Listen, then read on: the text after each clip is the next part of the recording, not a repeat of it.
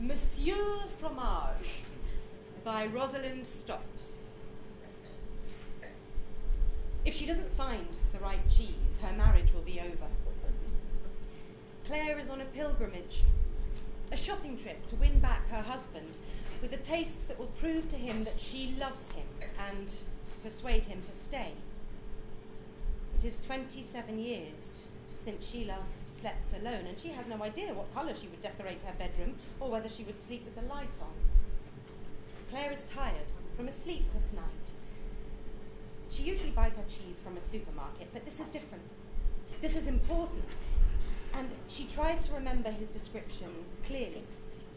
She hopes that the person in the cheese shop is used to this sort of request because it is her only hope. Nutty. He definitely said nutty and firm without being robbery. And she remembers he was very keen on the colour. It would make a great TV game show, she thinks.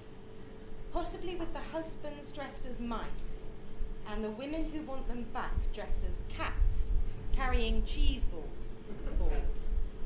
Maybe she will tell Owen that later if things turn out okay, and maybe they will laugh about it together.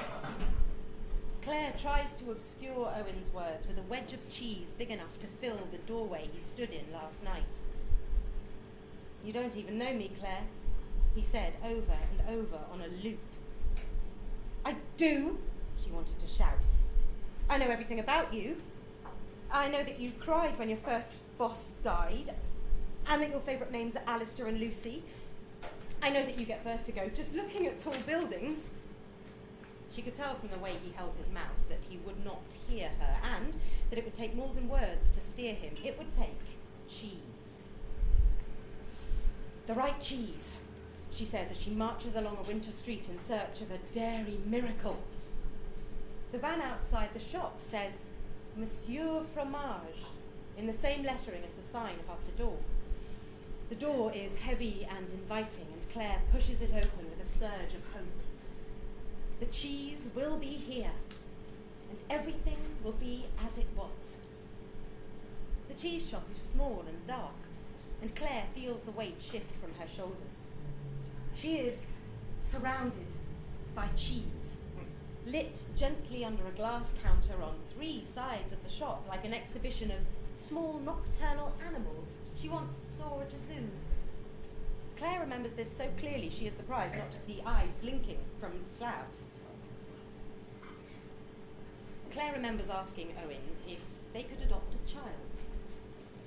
She thinks it was at the zoo because she remembers the famous lecture on blood and genetics that he had delivered by the ice cream stand. She had tried to listen, but she couldn't help watching two little girls. Twins, she supposed, in matching summer dresses. They had just been to see the penguins, and they were trying to waddle, arms against their sides and hands held out like flippers. Everyone stopped to smile at them, but Clare wanted to cry. She's thinking so hard that she doesn't see the man come from the back of the shop until he is standing right behind the counter, one massive hand on the glass top, as if he is the father of the cheese. "They're beautiful, aren't they?" He says in an accent Clare recognises as Northern Irish. The laughter of the children at the zoo fades away, and she looks at him. He is a giant, at least a foot taller than her, and a foot or two wider as well. He has almost no hair on his head, as if it had packed its bags and moved to more fertile lands on his chin. There are so many different ones, says Clare, and then wished that she had thought of something much more interesting to say. "I'm Fisher," he says, and he slices the tiniest sliver off a pale cheese with blue speckles, like exotic decorations. He cuts it in half and hands her one piece, putting the other in his huge mouth. Clare copies him and puts it on her tongue without even thinking about whether he has washed his hands. The taste is a noise in her head, and she remembers that she hasn't eaten since yesterday's breakfast.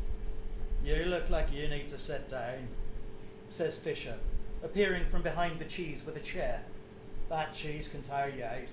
It's from Australia." I'm not sure if I've ever had Australian cheese before, says Clare. It's a bit of a secret of mine. They're loud, the cheeses, but you certainly can't ignore them. There's something different going on over there. Clare wonders what to say. The noise in her mouth has died down, leaving behind a quiet that makes her think of bedtime in a country cottage with wind whistling round the windows.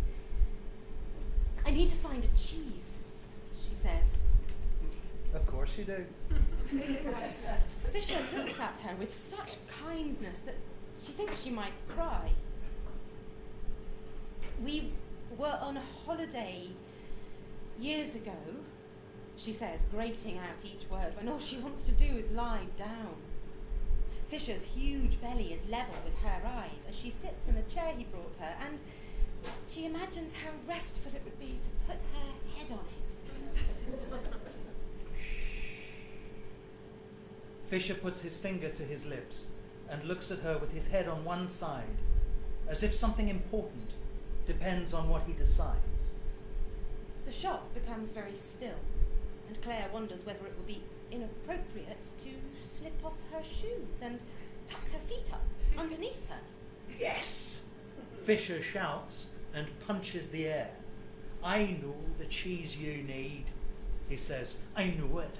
It's as clear as the hair on your pretty wee head. Tell me 3 things about the holiday so that I can be sure I'm right. Don't give away too much now, he says, and he does a little victory dance around her, moving lightly on his toes like a boxer. Clare thinks, and immediately she is back there. August 1999, in the apartment overlooking the harbour at St. Ives. Clare can almost hear the waves now as she sits in the cheese shop in South London. Seagulls, she says. There were always seagulls shouting and screaming and waiting to see if anyone dropped any food. Fisher claps, looking smug. 2 more, he says. Clare wants to tell him about the gallery on the beach, the gallery where the windows and the light outshine anything on canvas. But she doesn't want to make it too easy for him. She doesn't want him to be a quack or a cheesy con man. She needs the real thing. And if she is truthful, the gallery is a bad old memory anyway. Owen laughed at her, calling her pretentious, and refused to come inside. Something else happened in the gallery, but Clare doesn't want to think about that now. I ate the most amazing fish, she says. Fisher stops dancing. He goes back behind the counter, spreads something on a tiny cracker, and moves forward to place it in Clare's hand. There, he says, as if they had been arguing and the cracker was the winning point. You don't need to eat fish when you could have Snowdonia soft cheese and plum chutney wafers. Fish should swim in the sea. And his arms make swimming gestures. Clare feels ashamed of all the fish that have swum through her instead of the ocean. Maybe it is possible to live on cheese this good, she thinks. Number 3, says Fisher, looking excited again. Something you saw, maybe?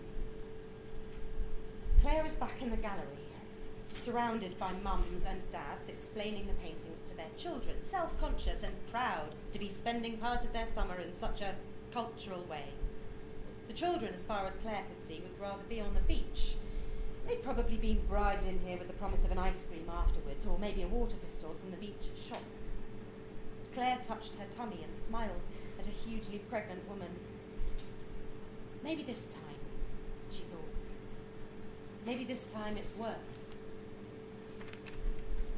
And she stared at a picture with red and black swirls as if something important might be hidden in there.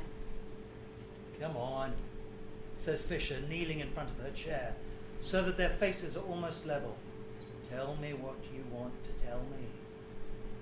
Clare remembers the toilets in the gallery, light pouring through high windows and children's voices bouncing off the sinks, and blood.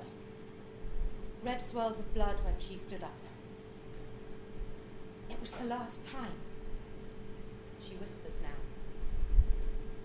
The last time I thought I was pregnant, the last time in my life.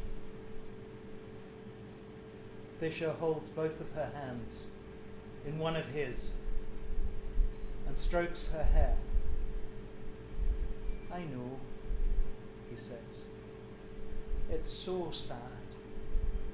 I have no children either. I'm sorry, says Claire. I only came in for some cheese. I need to find it.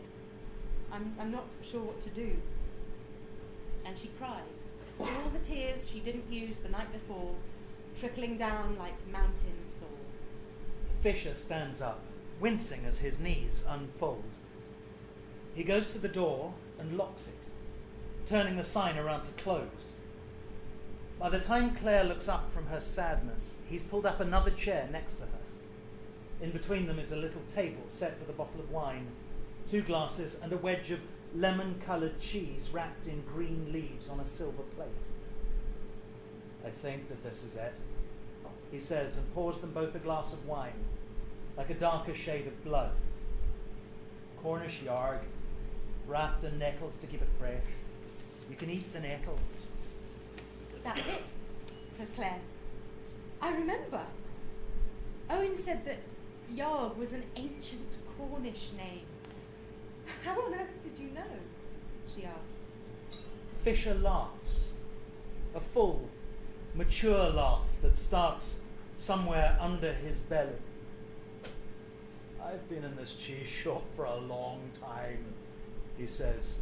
And Yarg is just the maker's name backwards, Mr. Grey. He cuts a little piece off and hands it to her. Claire remembers Owen enthusing over it, talking about the real Cornwall. Claire eats it now while Fisher watches, and the taste triggers nothing. No explosion, no part of her brain wired to remember. It's a bit like Edam, only crumblier, she says, and both of them laugh so much that they have to put the wine down. Their hands brush, and Claire looks up and sees a future in his eyes. I don't want to buy the cheese, she says. Fisher leans over and touches her lips with one finger. A soft touch, but enough for Claire to taste something. Something she hadn't known she was looking for.